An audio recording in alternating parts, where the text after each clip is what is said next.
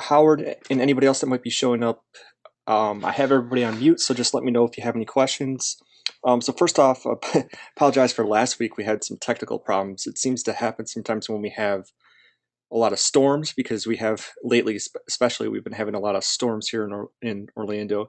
In fact, we're supposed to have one right now today, actually, but it looks like we're lucky so far. But anyway, so tonight, and by the way, too, anytime that you miss a go-to meeting, or even if you want to kind of jump ahead a little bit, remember that all of our go-to sessions are archived on our YouTube page, so you can always check out those if you want. They'll We only have the last few months. That's because we kind of altered the course a little bit the last few months, but the ones that you will see on the YouTube page are pretty much all the same that we'll cover here in terms of content. So if you ever miss one, or if we have any tech problems at any time, you can always go to our YouTube page and view that one for this week. The only thing that might be different, though, if you're viewing this session tonight at a future date, and this is the July term, so if you're viewing this in, let's say, the September or even the August term, keep in mind that we don't have any on-ground students this month, so we're not going to cover the attendance questions. So you would have to check out a different month for the attendance questions. And actually, the best thing to do if you're viewing this in August or September or October or whatever it might be, the best thing to do would be check out the latest one from that month for week 3, for example, because we're not going to do the attendance questions tonight.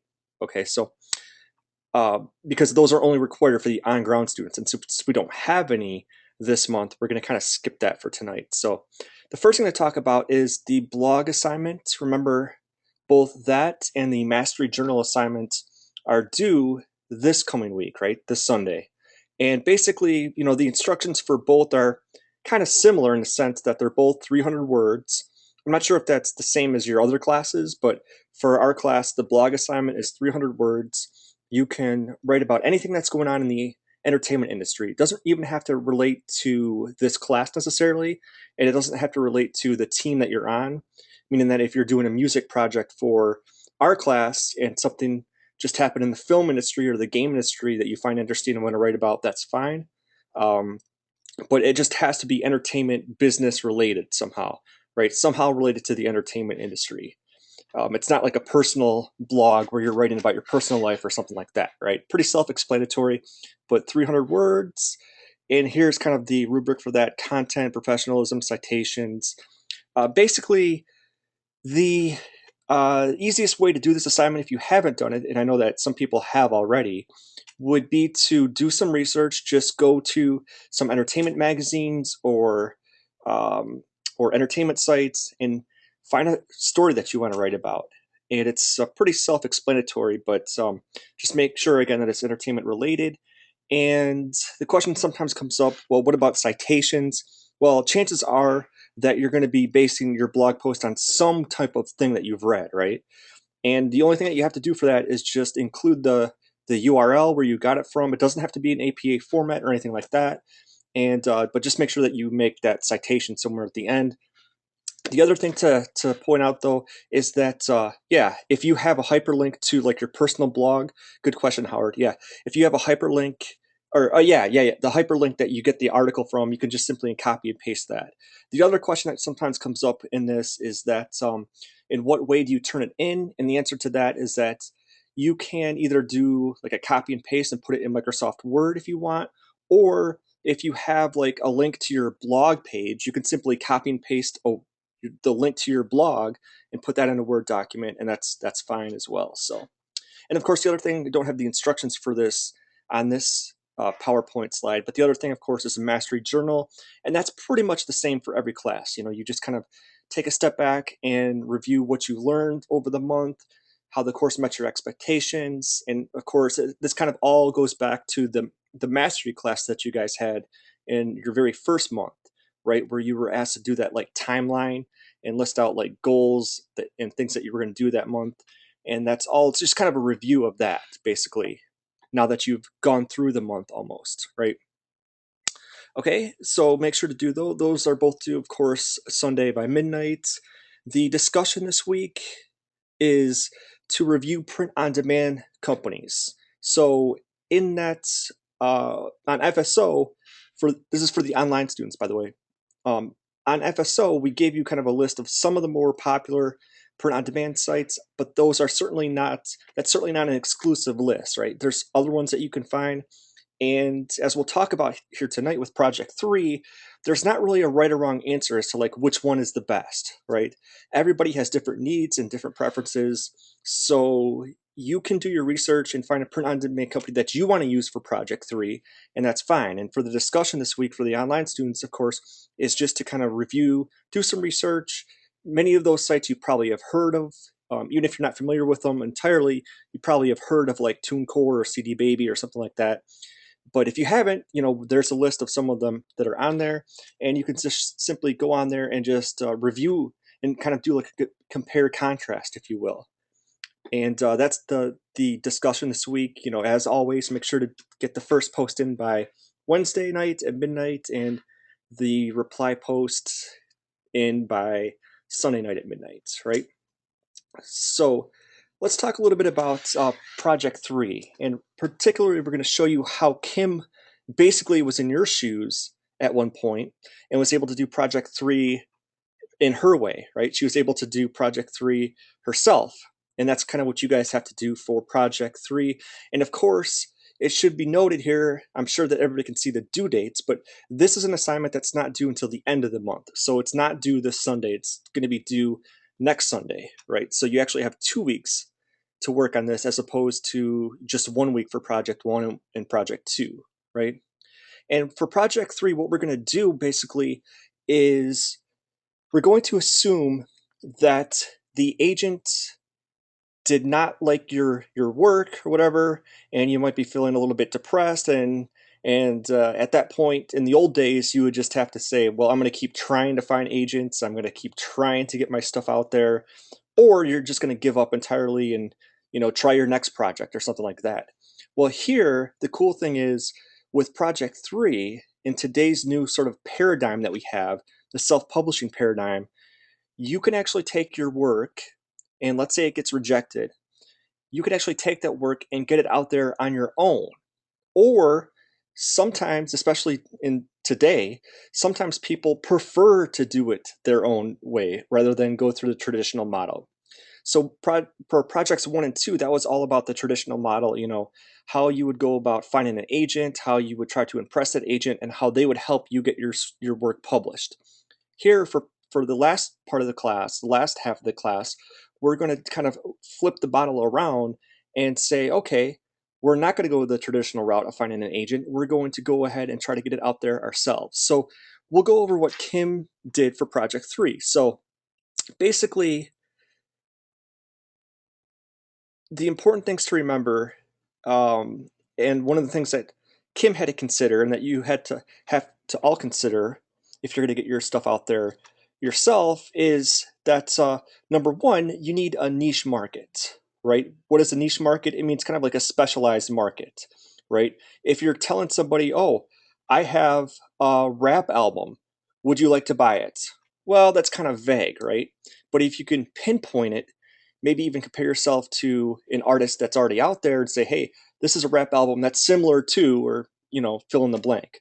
Or if you are writing a book, for example, just saying that your book is a science fiction book, well, that's very vague, right? What is science fiction? But if you could say, well, it's a science fiction book that takes place in the future and it's about um, how aliens are running a certain society in a specific place, and here are the rules or something like that. That's defining it in narrower terms. That's what we mean by a niche market, right?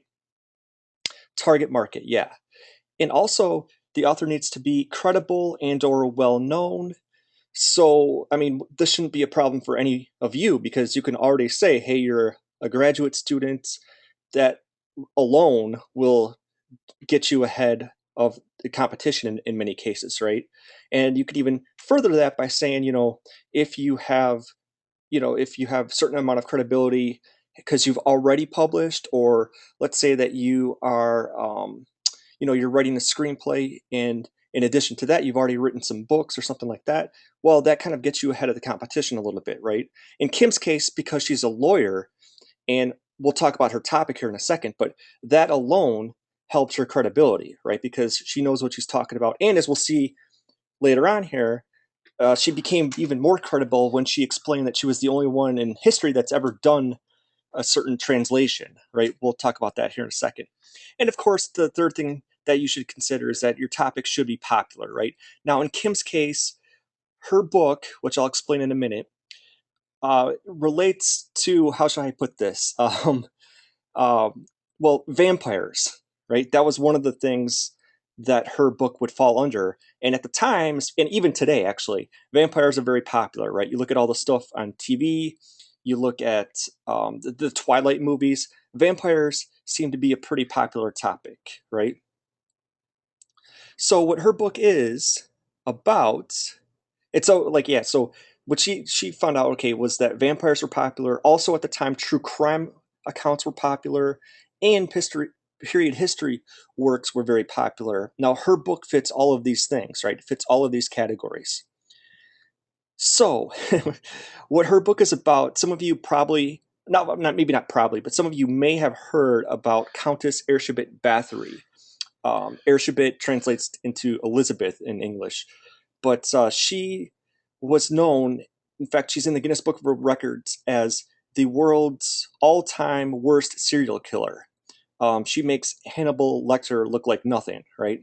Um, she was alleged to have killed over 650 people, and it gets even worse than that because she didn't just kill them, she tortured them and she bathed in their blood, right? And the legends are that she was a vampire, she was a lesbian vampire, and that she drank their victims' blood and bathed in their blood as well. And as we'll see, a lot of the legends of this got disproven, but still, though, she's very popular in popular culture.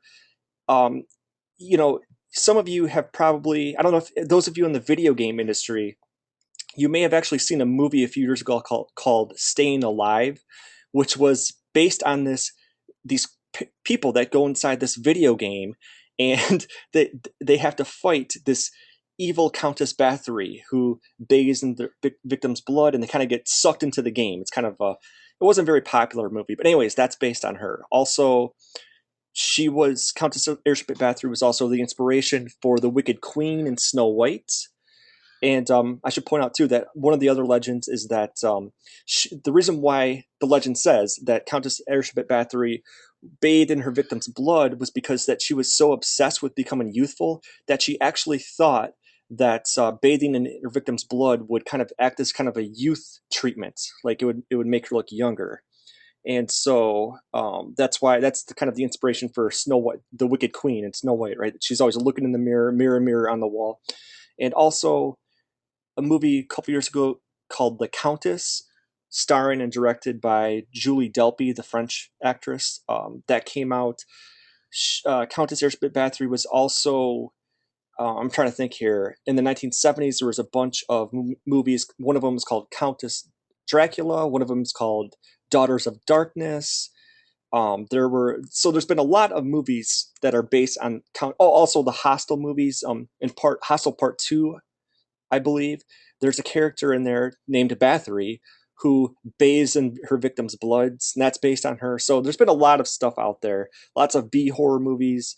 There was even a rock band called a metal group called Bathory, and and there's been several other movies in recent years too that are all based on her. So what Kim basically did is she looked at this and she says, "Well, I want to find out if the legends are true, right?" So what she did is she actually went over to Europe and she translated the court records. Remember, because she had an interest in this from a legal perspective, because she says, "Wait a minute, if this is all true, if all these legends are true, there's got to be records of this stuff, right?" So she went over and she translated the documents into English, and she was the only one, the first person ever to do so. No one had ever done this before. That alone is a selling point for the book. In fact, um, her book in it actually literally has the court transcripts at the end of it, so you can actually read exactly what happened. And also, even before I go on, I should also point out that Kim had written a few books, legal books actually, that were published by McGraw Hill. the traditional way. In other words, she did exactly what you guys did for projects 1 and 2, and when it came time to publish her this book, though, she says, "Well, wait a minute, I'm going to try this new way, this new paradigm, self-publishing, and let's see if it works." Right? So she kind of did this as an experiment, right? So she did, as any smart business person would do, a SWOT analysis, analyzing strengths, weaknesses, opportunities, threats. And one of the strengths, or one of the opportunities, were that her findings revealed that most of the books that were out there were outdated. A lot of them were sensationalized, right? A lot of them were trying to just kind of shock people with the legends. And Howard says she created her own niche market by becoming the first to translate such writings. Right, exactly. So that's a good point, because when you look at a niche audience, so if you look at the audience for this book, right, she has a number of groups, right? She has legal scholars that might be interested in this book. That would be one niche audience that she could find. She has people that were interested in, 15th century or 16th century European culture.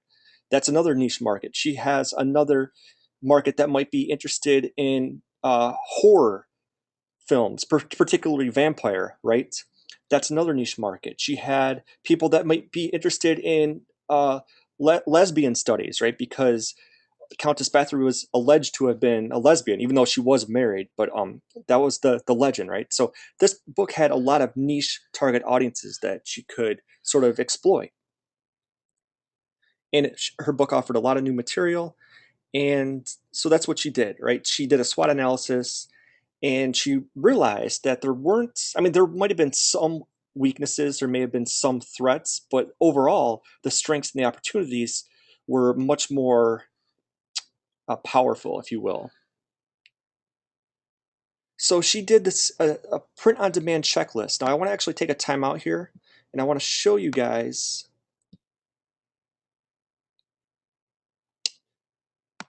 this document here, which is 5 documents that can help prepare you.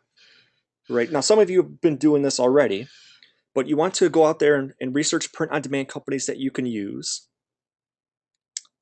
You want to try to find at least 5 niche markets, right? I just explained what several of those were for Kim's case, right? For Kim's book. You want to research competitor products. What do they offer that you can't? That kind of relates to the SWOT analysis, right? Or what do you offer that they can, I should say. What distributor will you use if not provided by your print on demand company? Now, for number 4, I will say that most good print on demand companies will also act as your distributor. They won't just manufacture your product, but they'll also get you distributed as well.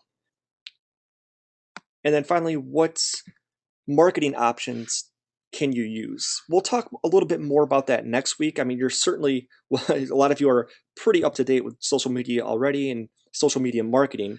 You guys already had, in fact, next month you'll have digital marketing where you'll learn more about this stuff. But that's number 5, is what options are out there that you can use.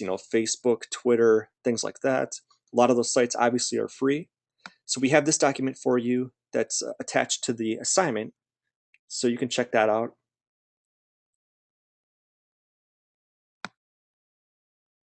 Okay, so in fact, I didn't pull the document up, but I believe there's also a print-on-demand checklist in our resources that you can use as well, and that's basically the same list that she used when she was trying to evaluate which print-on-demand company to use. Right now, in the end, she settled on CreateSpace, but keep in mind this is not an endorsement, okay, of CreateSpace. In fact, like I said, for everybody's project, there is no right or wrong print-on-demand company, if you will. You're welcome to use any print-on-demand company that you choose.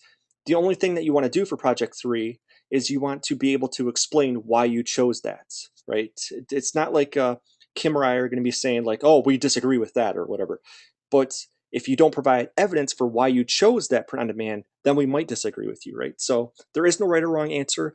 This is not an endorsement of CreateSpace, but she happened to use CreateSpace. CreateSpace is owned by Amazon, which right there will get you worldwide distribution, right? They'll also, if you're a musician, they'll also get your stuff on iTunes.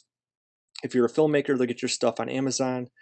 So, and if you're also a musician, or filmmaker, they'll get you your discs, your CDs or your DVDs, and they'll be able to manufacture and distribute those. Okay, but and if you're an author, they'll obviously be able to print your book for you and get you on Kindle as well.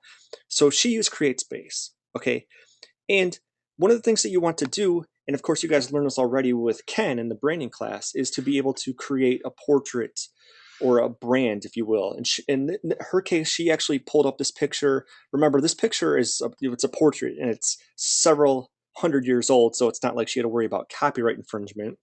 But the point, though, is that you want to pick a consistent sort of brand for your product.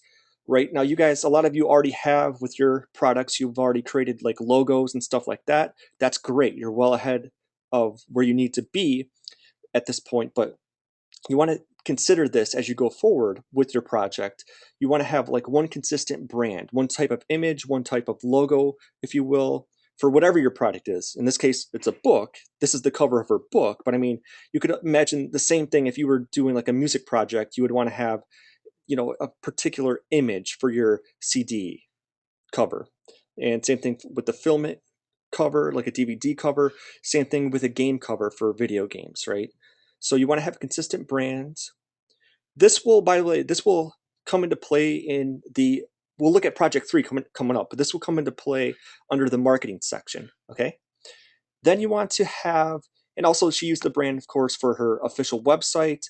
Now, here's the thing, too, and many of you are aware of this already, but about several years ago, we'll say maybe 6 or 7 years ago, to have your own website, it wasn't extremely expensive, but it cost certainly a lot more than today. Today, you can find hosts out there like GoDaddy. That's just one of them, GoDaddy, but there's several of them that are like really, really cheap, right?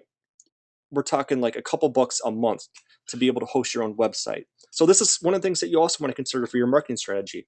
In her case, we won't go to it, but it's infamouslady.com if you want to check it out. And if you go there, you'll see the same type of brand on there.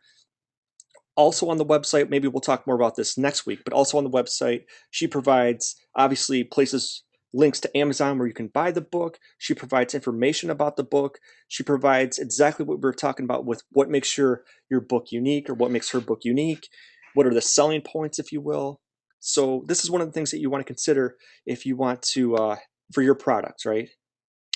Yeah, and as Howard points out, just $1 per month through GoDaddy.com, which is not a lot. I mean, here in Orlando and probably where you're at, it costs more than $12 to go to the movies for one time, right? And you can get a whole year's worth of web hosting for that amount, right? So if you go to that website, you'll notice that, as I just mentioned, it provides information, reasons why the book would be of interest to scholars and also different niche targets, what the book offers that others don't. And as Howard pointed out, the fact that you can read for the first time the court transcripts, why she provides evidence for why she's an credible expert.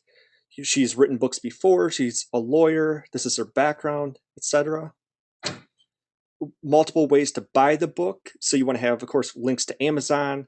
If you're a musician, you want to have links to iTunes, things like that. And then also, taking it a step further, you might want to consider having like a newsletter, like a monthly newsletter or something like that. Get people to sign up if they're interested in it. And also, this is one thing that you want to consider. This would also come under the, I guess, marketing strategy, if you will. You want to try to time your release of your product so that, number one, you want to make sure that it comes out before the holiday season, right? Or around the holiday season, because that's when people buy the most amount of products, right? Is the holiday season. And then in her case, because of the dark material, vampire, serial killer, stuff like that, Halloween would have been a good target time for her to release it. She didn't actually get it to Halloween, though. It was just, she couldn't quite get it in time. She was making some last minute edits, but it was right around Halloween. It was like early November of that year. Right, so that's one thing you want to consider is when is your product going to be released. And also, as I mentioned, with CreateSpace, since it's owned by Amazon, which is one of the more popular companies out there, right? She was able to get worldwide distribution. And once again, you can find it on Amazon. Also, here's the cool thing with a print on demand company, a good one.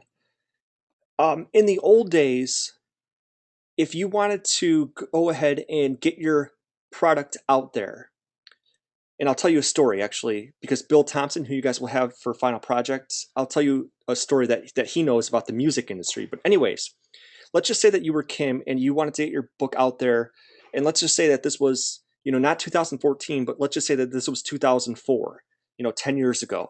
Well, there weren't any print on demand companies back then. You would have to go to what's called a vanity press, right? Which is basically a printing company. So we may have talked about this in a previous GoToMeeting, but I'll just cover it again real quickly. That if you wanted to go with the vanity press, they would get your book printed. They would, in other words, if you took a book like this and you said, okay, I have my book and I printed it out on the typewriter or the computer. Well, not the typewriter, but the computer, and I printed it out. Okay, here, company, go ahead and print me copies of a book and make it look like a real book. They would say, okay, no problem, we'll do it for a fee, right? But here's the problem. They would not, and let's just say that you got your thousands of copies of books when they got done with it. And you took your book or your CD to Best Buy, and you wanted to say, okay, I want to sell my CD through your stores. Can you do it? And they would say, nope, can't do it. And you'd say, why? Because it doesn't have a barcode. We need a barcode for inventory reasons. We need a barcode for financial reasons. Your book doesn't have a barcode, or your CD doesn't have a barcode, so we can't take it. They also would not get you an ISBN number, which you need now especially for, I mean, obviously for books, but also for CDs, DVDs, games now. They would not get you what's called an EAN13, which is the same thing as an ISBN, only you add on 3 numbers. It's the European version of the ISBN, if you will. And they would not be able to get your product into books and print, which is what you need. It's a kind of a worldwide warehouse, if you will, that distributes the books out there. And they wouldn't be able to get your product into another wholesaler named Baker and Taylor, which is really what you need, right? So you would kind of be out of luck. And Bill Thompson has told us that in the music industry, because he's got a background in music, and you guys will have him again for Final Project, but he used to say that what would happen a lot of times in the old days, we're talking like the 70s, 80s, is that bands would be suckered into these deals, right? Where they'd say, okay, we have our CD here. Can you give us copies of discs and put it in there? Or in those days, I guess it would be cassettes or something like that, right? And they would say, okay, we can do that for you. And then the CDs would come in. And first of all, because the technology wasn't there, they would have minimum order requirements. Okay, so it's not like print on demand companies where a customer orders your book or your CD and the company can instantly manufacture the disc, put it in the box, and then send it to the customer. The technology wasn't there for that. So these companies, they would require, because of these massive printers, these companies would require minimum order requirements. So we're talking like 1,000 people or 1,000 copies or something like that. And so the band would get those, right? They'd get their cassettes, these thousands and thousands of boxes, or these boxes of thousands and thousands of cassettes or CDs, and they wouldn't be able to sell them through retailers like Best Buy. And usually what would happen is that, as you guys know, in the music industry, bands don't last forever. In fact, they frequently break up often. So what would end up happening is that a band would order these thousands and thousands of discs or cassettes, and they couldn't get them in stores. And to top it off, they could say, well, at least we can sell them at our concerts. But what would happen? The band would break up, and some poor sap is stuck with all these copies of discs and or cassettes for a band that didn't exist anymore. So how are you going to sell copies that way, right? So the cool thing with print on demand companies is that they will give you, a good one will give you the barcode, the ISBN number, the EAN13 number, and they'll be able to get you in, which is what you need to get into libraries, retail stores. They'll get you into books and print. They'll get you into Baker and Taylor and things like that, right? So a good print-on-demand company will do that, okay? So next, what Kim did for marketing reasons is she sent an email to like basically everybody that you knew, right? And you figure, well, it can't really hurt, right? Because email is free, so it's not like she's going to be spending any money doing it this way, and you never know how many sales that you're going to get, right? And sure enough, though, it did pretty good, though, because a lot of people that you knew belonged to book clubs and things like that, right? And they were able to make purchases. Okay, then she set up a Facebook ad. Now, real quickly, maybe we'll go over this a little bit more next week, but basically, you guys are probably all familiar with Facebook advertising. Like you open up your Facebook page and you see ads on the right part of the screen, right? Well, common sense would say, well, that's going to cost a lot of money to get you on Facebook, right? Because it's the most popular website out there, and it's going to be really, really difficult to get the money to be able to put your ad on there. But the cool thing with Facebook advertising is that the way that it's set up is that you can, first of all, if you don't have a large budget, you can set a limit per day. So in other words, if you just have the money to, and if you're familiar with how Facebook advertising works, you get charged every time somebody clicks on the ad, right? So if you don't have a large budget, you might say, well, I can't do that because what if 1,000 people click on my ad and it costs me 60 cents each time? That's going to be, tons and tons of money that I can't afford. Well, with Facebook advertising, the cool thing is that you can set it up so that if you only have $2 per day to spend, you can actually set it up so that as soon as it gets to click number 3, the ad will shut down, right? So it doesn't cost you quite as much money as you think to advertise this way. The other cool thing with this type of advertising is that you can kind of target the market a little bit, meaning that, like in Kim's case, if it's about lesbian vampires or something like that, or anybody that's interested in Airship at Bathory, well, she can set it up so that only people that have an interest in that and their likes and people that they know and stuff like that, only they'll receive the ad. So it's really cool. You guys will learn a lot more about that next month with digital marketing, right? When you get to Kristen's class next month. But at this point, though, for Project 3, if you want to talk a little bit about some of this stuff for your marketing strategy, that's perfectly fine. And the more knowledge you have about that stuff, the better, right? So also, if you're interested too, you can go to a site called Cafe Press, and they'll get you, shirts, hats, coffee mugs, stuff like that. And then there's also stuff like Twitter, blogs, of course. All these things are free, right? Um, web optimization, I'll tell you what, we'll hold off on that until next week a little bit. Because there's kind of some, I don't want to say entirely deceptive, but there are some kind of sneaky ways to advertise that are ethically questionable. I'll just leave it at that. We'll talk more about that next week, though. But the point of all this, before I show you some student examples here, is that now we take a look at what will do with your project, right? So that's kind of what Project 3 is about. So I want to go ahead here and I show you the 5 exercises to help you prepare for the leadership portfolio. We call the leadership portfolio, but that's basically Project 3, right? So we have those documents for you. Also that checklist, right? And we can skip the attendance questions this month because we don't have any on-ground students, right? But let's go ahead here and let's take a look here specifically at Project 3, okay? And let me go ahead and before I show you student examples here, let's go ahead and pull this up. This is the template that you should follow. And at this point, I should say that remember that projects 2 that we had, everybody kind of had a different sort of template, if you will, right? The music students had to choose a press kit and follow that list, right? The book people on team books had to do a book proposal, and you kind of had to follow that template.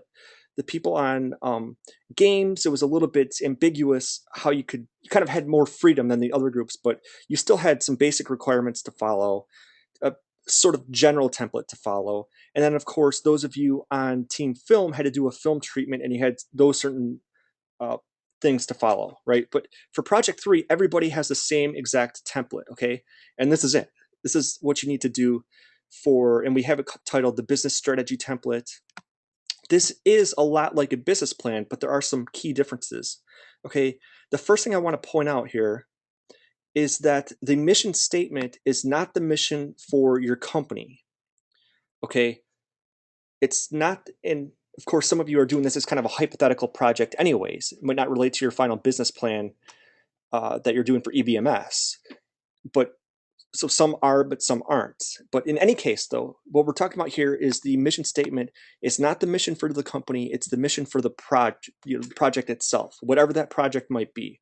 In other words, if your project is, if you're doing a book, then the mission statement is maybe to provide social awareness about something, right? Try to, for this mission statement, try to, I know that one of the goals, of course, is to make money, right? But try to go a little bit deeper than that, though. Try to provide some type of important benefit that your project will provide to your customer, right? So in some people's case, it might be to provide social awareness about a topic. In other people's cases, it might be to just discuss a problem that's going on in contemporary America or something like that, whatever it is.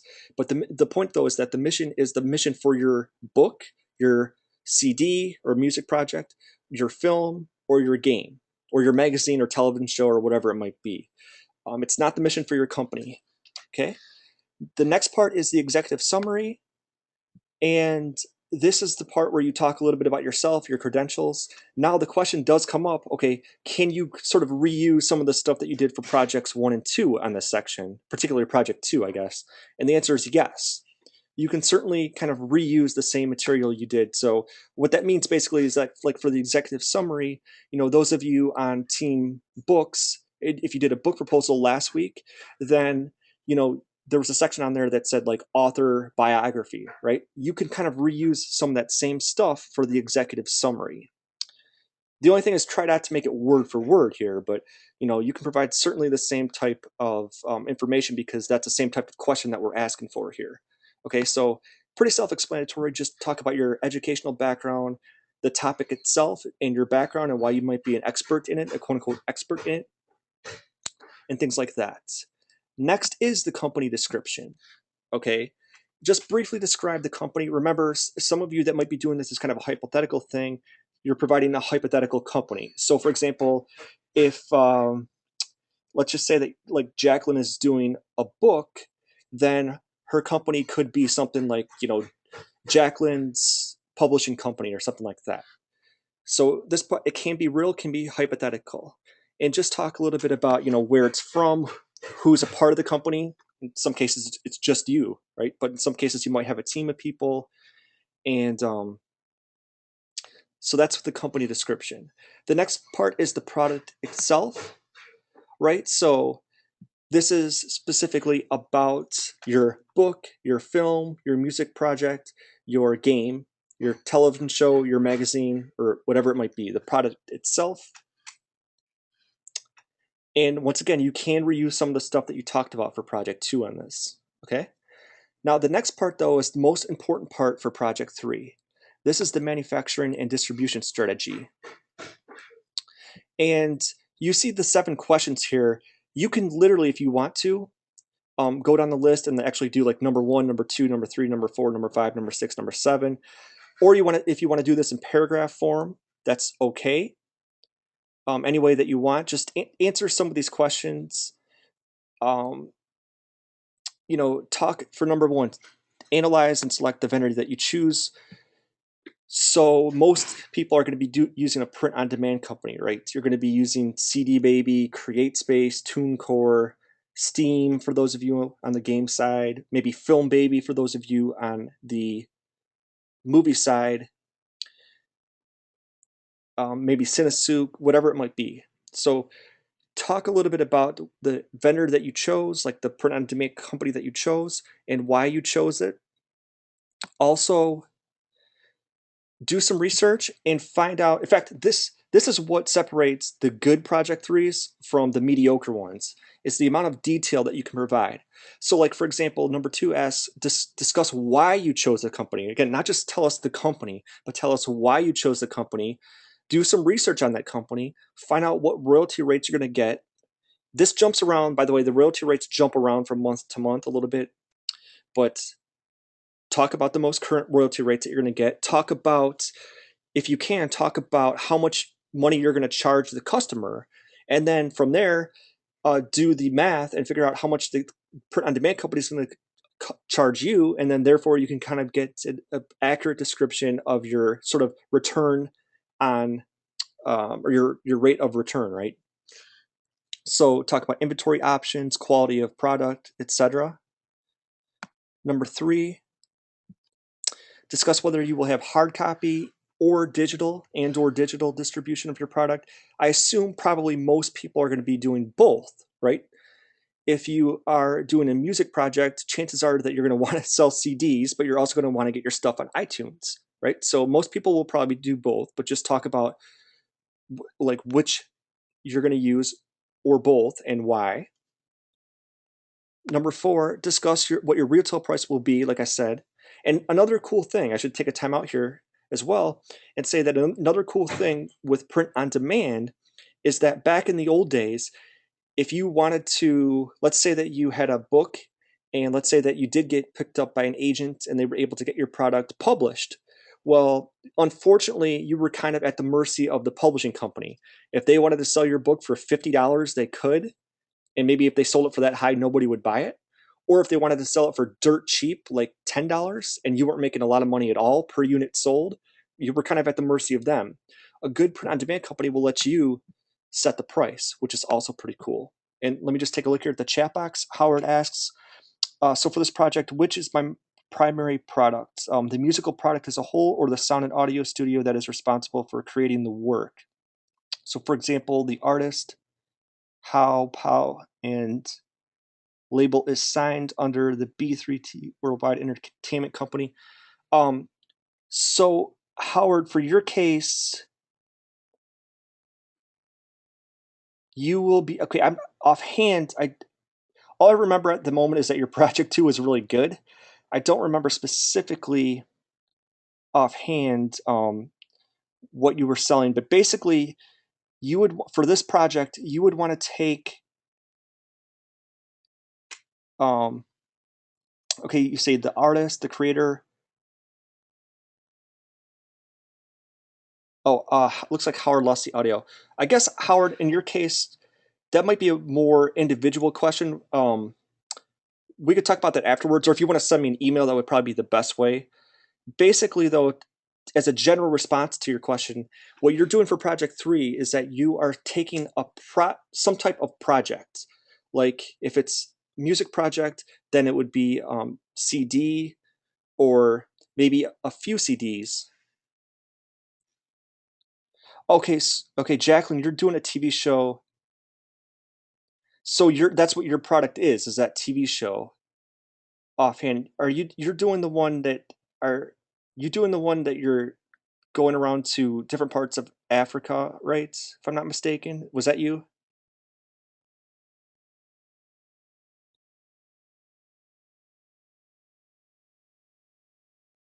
Okay, yeah, okay, okay. Your project is okay. I'm confusing you with somebody else. Your okay. Your project was the colleges one, right? So you were going to go around and do a show on yeah, historical Black colleges.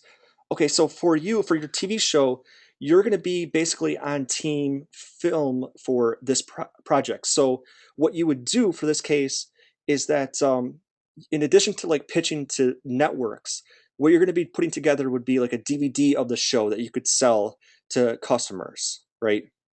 So for your print on demand company could be CreateSpace, it could be um, it could be Film Baby, it could be Cinesuke, it could be one of those ones out there, and you're going to be basically, in addition to pitching your shows to networks, what you're going to be doing is, as part of your pitch, you're going to pretend that like you couldn't, for projects 1 and 2, you couldn't get that agent that would get you on a network necessarily. You're going to be basically trying to take your TV show and make discs of it and also sell it digitally. And then after you get a certain amount of sales, then you could take your credentials and say, "Hey, company, I sold this amount of discs, and I've sold this amount of I've made this amount of money through the show, and would you be interested in purchasing it? I think your question will be answered a little bit better when I show you something here in a second. I'm going to talk about an author who did the same thing that what I think what you're asking. But let's get back to that. And Howard, in your case, it's kind of a general. I guess you can. Looks like Howard may have lost audio, but in Howard's case, that might be a more individual question. Just send me an email and I'll be able to answer that better. But as a general response, for those of you on team music, you're going to be taking like some type of project, like a collection of songs, possibly more than one CD, but ideally maybe one CD, and figure out how you can get that CD out there and how you can get that CD out there on iTunes digitally and also on disc. So yeah, so I think, but Howard, if you have any questions about that too, just to let me know. Just send me an email. And Jacqueline, I think your question will be answered here in a second, but let's get back to this for a second here. Number 5, discuss how a relationship with this company will allow you to generate a profit or price per unit sold. So discuss the financial terms here. So you don't have to use visuals, but you can as well. Number 6, discuss whether the distribution deal will be exclusive or non-exclusive. Another good thing about print on demand is that they will allow you to keep your copyright, number 1, but also the deals are not exclusive, meaning that if you try to sell your stuff with one print on demand company and you're not happy with what they're doing, well, if you do your research and you find a good one, you can take your same work and take it to a different one. So that would be a case where it might be non-exclusive. But that's okay. Sometimes people would prefer exclusive if they can get a deal. Maybe they'll give you like a kind of an upfront advance, perhaps, or something like that. But in any case, though, you just have to explain this. So, and number 7, discuss in detail what, if any, licensing or merchandising options exist for your project, right, or your product.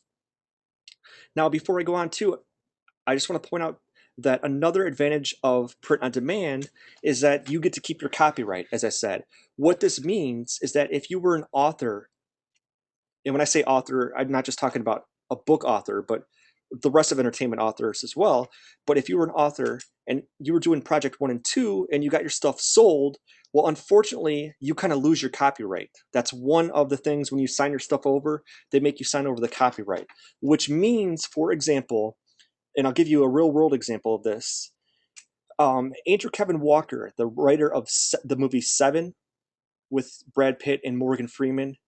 Well, a couple of interesting things, two sort of anecdotes I want to point out here. When he sold the script for Seven, he sold it exactly the way it was written, exactly the way that you see it in the movie, right? But he was kind of new. He didn't have anything under his belt. He was kind of at the mercy of the studio. The studio bought the rights to it, and they made him change the ending. Like, not to give the ending away, but the head in the box ending. They made him change it. And so he wrote like another, he kept writing draft after draft. They weren't happy. They wanted him to cut down the violence. And it got to something like, the 8th or 9th draft. And then finally, funny story, Brad Pitt was sent the copy of the script to, his agent sent him a copy of the script by mistake. This is kind of sheer luck for us as viewers, if you like the movie. By sheer luck, the agent sent him the wrong draft. He sent him the first draft, and they did the same thing with Morgan Freeman. And so they sent them the first drafts, and they loved it. They're like, "Oh my gosh, sign me up! I want to do it." When they signed, the studio told them, "Wait a minute, no, we gave you the wrong draft. We're not going to have the head in the box ending. We're going to have a more upbeat ending, and we cut out a lot of the violence. We made it kind of a more cheerful movie." And Brad Pitt was the one that came on and said, "Listen, I'm not doing the movie unless it's the original draft." And Morgan Freeman said the same thing. But that was kind of sheer luck that happened. Had Brad Pitt not done that, then the movie would have been totally different and probably not nearly as good, right? So that was kind of a luck thing. But another story with Andrew Kevin Walker is that he wrote the movie 8mm with Nicolas Cage, which was not a very good movie if you've seen it. It was kind of the follow-up to Seven. But here's the thing, though. his original draft, he again had to sign over the copyrights. And unfortunately, the studio changed everything about it, made it an upbeat movie, more upbeat than it originally was. And Edward Kevin Walker had to accept it, right? Because he lost the copyright.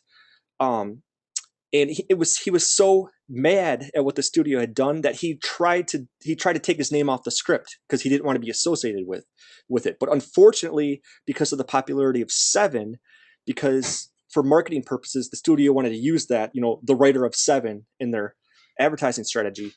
And unfortunately, they kept his name on there. But that's a case where, again, he had to give away the copyrights. A print on demand company will allow you to keep the copyrights, so they won't mess up your work if you don't want to. If you write a book and you want the ending a certain way, then if you sold it to an agent and they get it published, well, guess what? They might change the ending. They might add in characters and change characters, and that was you kind of had to accept it. If you go through a print on demand company, you keep the copyright and you don't have to worry about that, right? So that's another cool thing about print on demand companies. Um, so the next part of project 3 is just marketing and promotion.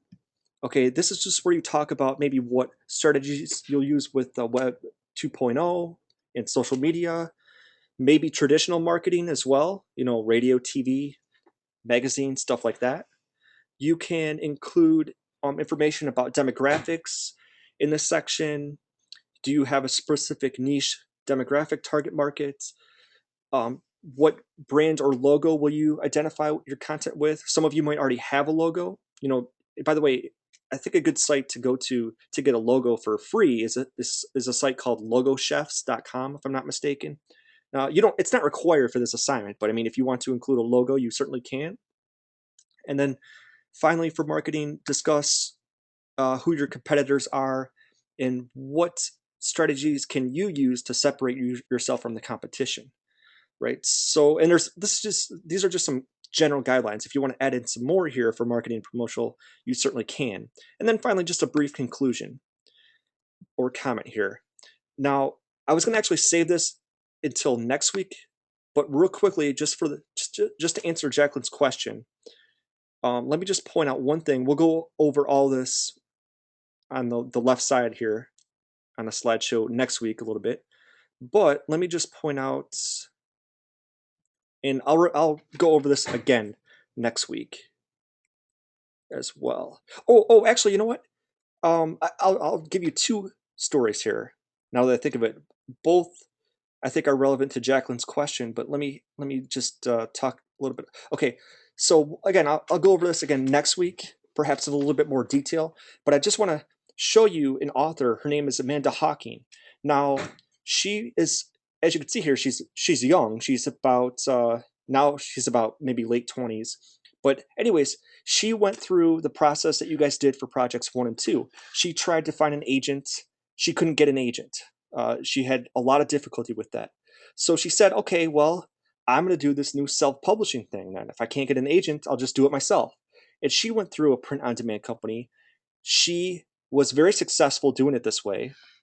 She quickly got a good fan base, and she was able to sell, I mean, I don't know how many hundreds of thousands of copies of her works, but basically she was so successful, we're talking like she's a multimillionaire, that she was able to take her stuff that she did herself, her books, by publishing them herself. She was able to take those, then take it to a larger publishing company and say, hey, look at all the sales that I have. Now, all of a sudden, the publishing companies, the big publishing companies that she couldn't get doing it projects 1 and 2, now all of a sudden they become interested, right? Now this is an example. And now, by the way, she's actually writing stuff that's being produced by Hollywood. I think she's got a book coming out, or published a book that was picked up by a studio, and now it's going to be adapted by the same writer who adapted District 9 from a couple years ago, and it's going to be coming out, I think, like in a couple years, or next year. But the point is, now she's a multimillionaire. So this is an example of how you could do things on the book side. But to Jacqueline's question, though, you could basically do the same thing also with a TV show. If you can sell like a lot of copies on TV or on DVD or whatever means out there, you can certainly get the attention then of a big time producer and then they'll become interested in you. Also, just those of you in the video game side, before I get to the next example, those of you in the video game side, you guys may have heard of the Angry Video Game Nerd. And basically, he's kind of started out by doing YouTube videos, basically. He has a website now, and he's professionally produced and everything. But basically, he was able to just do YouTube videos. In other words, to Jacqueline's question, he was basically able to produce shows or mini shows, and they became so popular that now he's able to have a website that's, draws the attention of tons of advertisers. He probably makes over $1 million a year. He's producing a movie that's coming out in either later this year or next year, and that's another example. You don't necessarily have to do this on DVDs, but he did this on his official website. But you could use the same concept in getting your stuff out there on DVDs and also on iTunes, right? You can get your stuff on video and sell video copies on iTunes and sites like that. The other example, though, that I want to point out, and again, we'll kind of go over this again next week, but there was a show that, and not to be profane here, but I'm just saying the name of it, but it was called Imaginary Bitches, right? And it was a webisode series that they tried to take this to a TV network. They tried to pitch this to these big television networks. They all said no, right? So they said, okay, well, we'll put together a website, or we'll do a print on demand. We'll make our own DVDs and sell them to people, in addition to providing or making a website where we can offer this. And it'll be advertising based, right? And now the show was so successful that it won. You could see here that it won some awards and everything. And now, from what I understand, now it's being picked up as an actual show, right? So this is kind of the way that you can get into the industry on the back way, if you will, if that makes any sense. But again, Jacqueline, let me know if you have any individual questions. Just send me an email and we can go over that again. But basically, a long story short, though, is that what you can do is take your TV show and make DVD copies of it, also get it out there on the digital format. And then maybe the long-term goal might be to say to a big-time network that, hey, look how popular this show became, right? Because Jacqueline, by the way, I think that's an excellent topic for a show, actually. So I think that there would be a market for that. But let's get back to this. Let me go over some examples here of what other students have done for Project 3, okay? Now I have a few here. Let's just take a look here. Let's look at, TV show. Now some of these examples might not be perfect. In fact, there might be some flaw, quite a bit of wrong with them, but we'll take a look here. But this is an example of a TV show.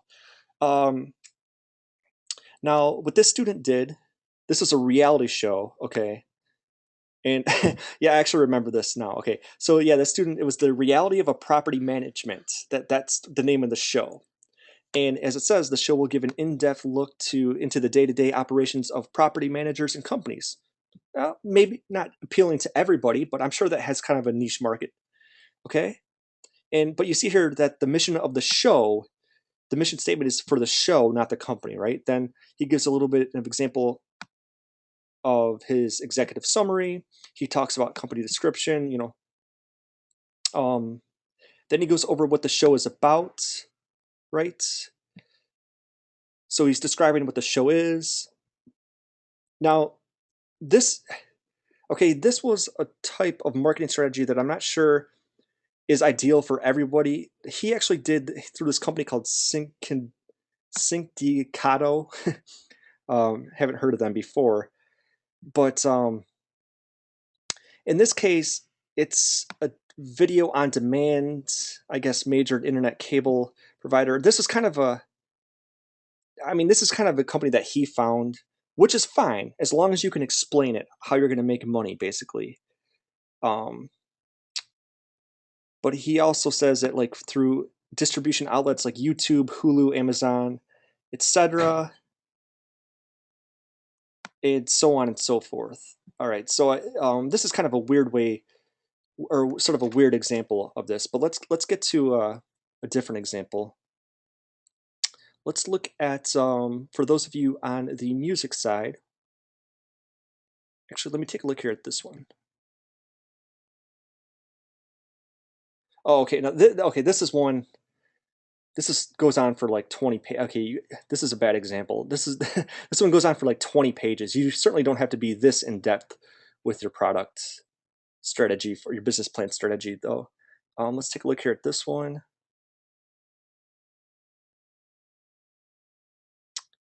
Okay.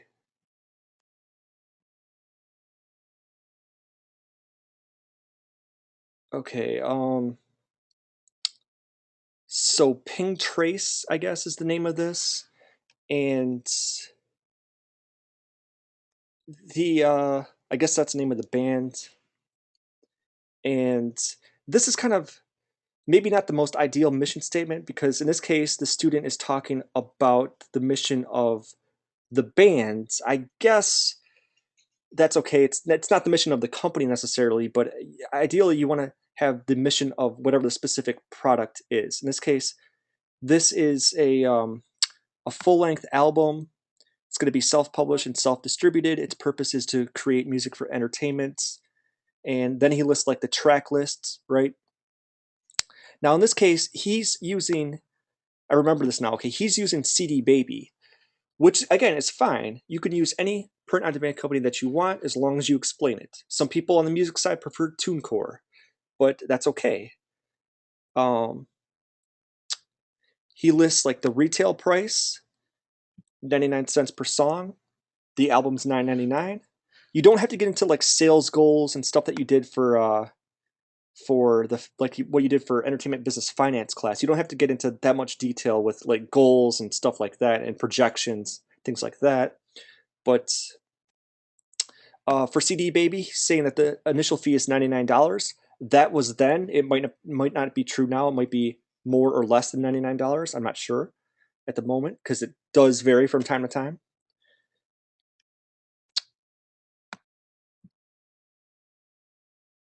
And so you get the idea here. For marketing promotion, he's providing graphs and stuff like that. Not necessarily he's providing a logo. Again, not necessary, but it can be helpful. Okay, let's look at another example from music though.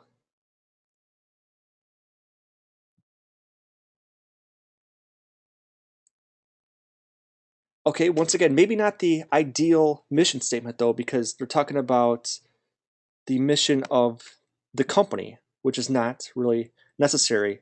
You should be talking about the mission of the specific product. Now, in fact, this was not the ideal project 3 because you could see here that what they're pitching is like from music from various bands. Um, Ideally, you want to focus on music from one band or ideally one CD or one project, okay? But the reason why I wanted to point this out though is because he does provide, in this case, I think it's actually a she does provide a good example of manufacturing and distribution, right? Now, not you don't have to read this whole thing here, but they're justifying why they're choosing CD Baby over TuneCore. They're actually comparing the two, right? Which is part of what your discussion is for this week, actually, is to maybe examine a few print-on-demand companies and be able to compare them. And certainly if you want to kind of use some of the stuff that you learned this week in the discussion for this, you certainly can, right? And the whole point of this, though, is that they're really justifying why they're choosing CD Baby, right?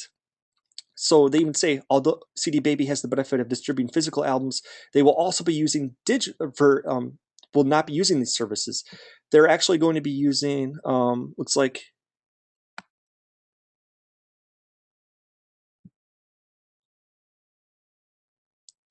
or maybe they are. I'm not going to read this whole thing here again, but retailers they're going to sell for $9.99 per album, 99 cents per single,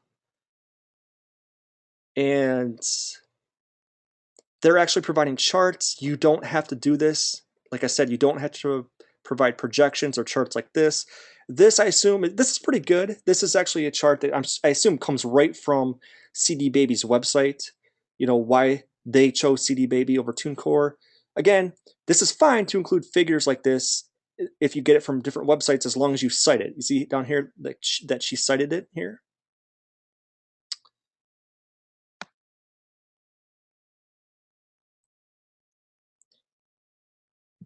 So you get the idea. Okay, let's look at another example here for, let's look at books here. Okay, this is, I saved this example because this is an example of an excellent mission statement, okay? This student is talking about her book, and she's saying the title of it is Where Did Grandma Go?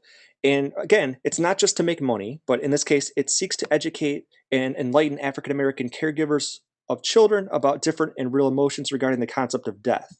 Okay, it also seeks to explain death in the easiest way possible. It opens with a conversation about. So, a long story short, what this book is about is that I think it was her, either her daughter or her niece or somebody that she knew that was having a hard time understanding where did grandma go. So that's what this book is about, is how to explain death to a child, right?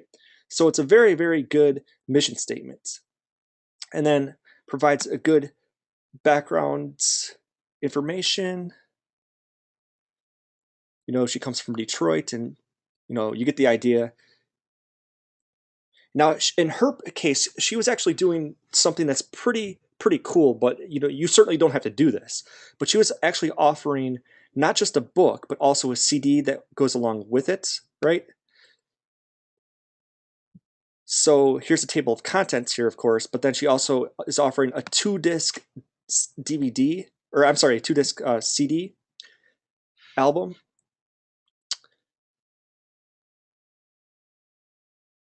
Okay, now I also wanted to point out this example because, again, this is something that I personally would not have advised her to do, but she does a good job of explaining it. Okay, so this is what I mean by she's going to be using this company called Ex Libris, right? Which that even might be on your list under this week's discussion. I'm not sure, but I want to point something out here. If you look here, when I'm circling on the screen or highlighting on the screen here, she's going to be using a package that costs almost $3,000. Okay, because this is one of their premium packages. Okay, I would not advise her to do this because print-on-demand companies, the whole point of them is that it's cheaper than doing it the traditional way. I think it costs we just looked at an example. CD Baby's like $99 to set up. Um, Create Space at one time was like $37 to set up. It might be more now, but the point is that you don't need to spend these thousands of dollars, these ultra premium packages that they're offering you. But nonetheless, though, I couldn't disagree with anything she says because she does a good job of justifying it, right? As long as she provides a good explanation for why she's choosing this, in her case, maybe she has the money. I'm not going to judge, but as long as she can explain why she chose it and all the stuff that she's going to get with this ultra great package, then that's okay. Okay. So I just wanted to point that out. And then if we look at the marketing and promotion strategy, she's talking about demographic information that she'll be targeting. She's going to be talking about, social media like Twitter, stuff like that, Google Hangouts. Also, she can do speaking appearances. She can do radio interviews and stuff like this on maybe local radio stations. I think somewhere out, again, I'm not going to read this whole thing, but I think in one case, she actually mentions that she knew somebody that runs like a nonprofit magazine that would allow her to get an ad for free in their magazine. So for a book like this, a very strong emotional book like this, that could be a good way to market it, right? You get free advertising sometimes. So that's a good example. So this right here would be an example of like an A+ paper, okay? And on this note, I want to point out that students will ask, okay, well, what can we do to get a good grade on Project 3? Well, the answer is that what separates the good Project 3s from the not so good ones, the mediocre ones, are the amount of details that you can provide. So if we look here, just, eyeballing this project right here, we can see here that for every section, she provides really strong details about everything that she's going to choose, everything that is going to be part of her plan to get a good profit from this book. The other thing that I want to point out that I should have mentioned before, I apologize for this, but I should have mentioned this before, is that ideally, remember, this is not an APA paper. This is not an APA research paper that you've had to do in your other classes. This is actually a business document, which means that ideally you don't need to, obviously you don't need things like, running heads and page numbers and things like that. If you do use a source, then you would want to cite it at the end, but it doesn't have to be in APA format. But since this is a business document, ideally it should be single spaced, not double spaced. You're not going to be penalized if you don't single space it, but ideally you want to do this in single spaced. And just one quick thing that I'm looking at here, she could have maybe, for her paragraphs, since this is single space block format, she would want to have an extra space between paragraphs, right? So you see here, like when I'm doing, she would want to have it like this. So it's single space with 2 spaces in between paragraphs, what we call block format, okay?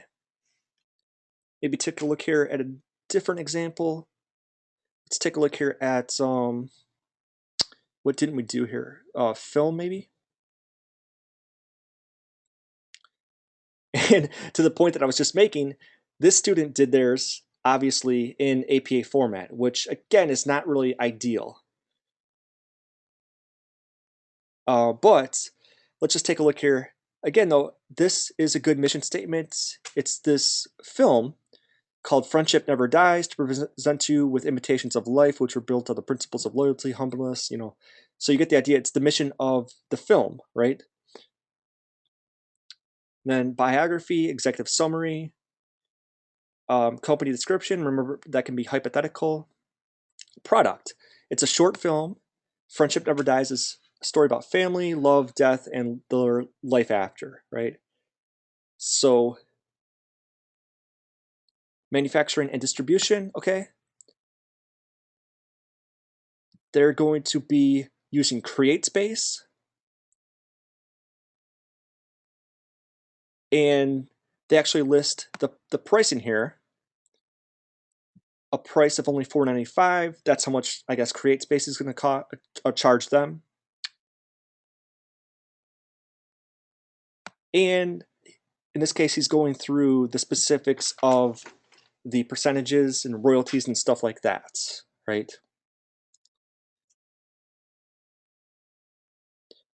So the one thing I would actually, just looking at this though, from just a business perspective for a moment, $10 might be, I think maybe, well, actually, you know what? I take that back. $10 for a disc these days is probably about standard for an independent short film like this, okay? I was going to say it might be a little low, but, not necessarily in these days. Maybe he could have provided a little bit more detail in some of these areas, but still a pretty nice job.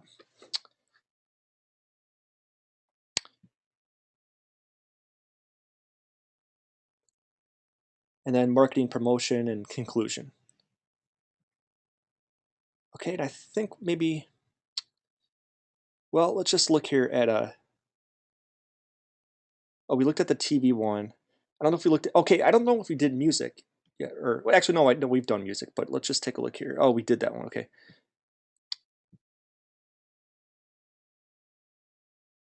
So actually, I think we've covered all of them. So maybe for next week, I could pull up a few more examples that we can go through. Maybe look at some of the strengths and weaknesses and things like that. But basically, though, again, to conclude, the more detail that you can provide for Project 3, it's usually the better.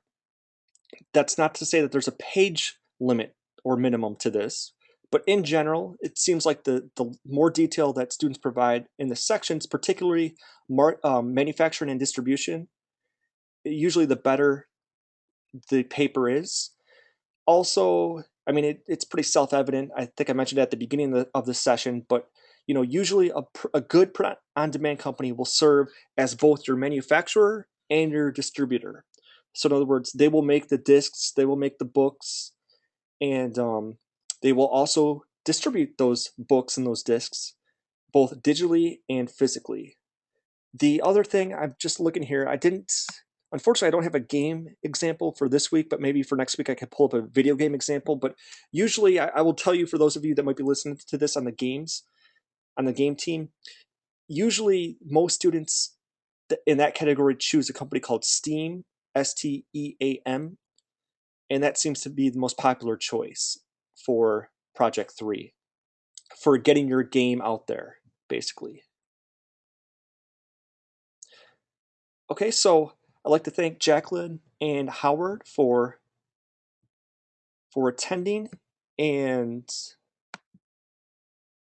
and for a minute there, I was worried that I wasn't recording this, but no, I got this recorded. So so that I'll put this up on the YouTube page probably like later tonight or tomorrow. So if you missed this, and always once again, just a reminder, I think Jacqueline wasn't here at the beginning, but once again, apologize for the technical difficulties last week. But as always, anytime that you miss one of these, you can always go to our YouTube page and check out a previous archive, because the content really hasn't changed much from month to month. Usually when we do change the content of the class a little bit or the assignments, then we'll get rid of those previous go-to sessions and replace them with the new ones. So you can always check out those. And as always, like I mentioned to Jacqueline and Howard, if you have any questions about your specific project, you could just always send me or Kim an email throughout this week, and we'll get back to you. And then also, it's pretty self-evident, everybody knows, but remember, Project 3 is not due this coming week, this Sunday. You actually have 2 weeks to do this, so you actually have until the following Sunday to complete Project 3. So you have a little bit of time to work on this. And if there are no other questions, I'll go ahead and I'll close this down. And so yeah, thank you guys for attending. I'm gonna go ahead and stop the recording right now.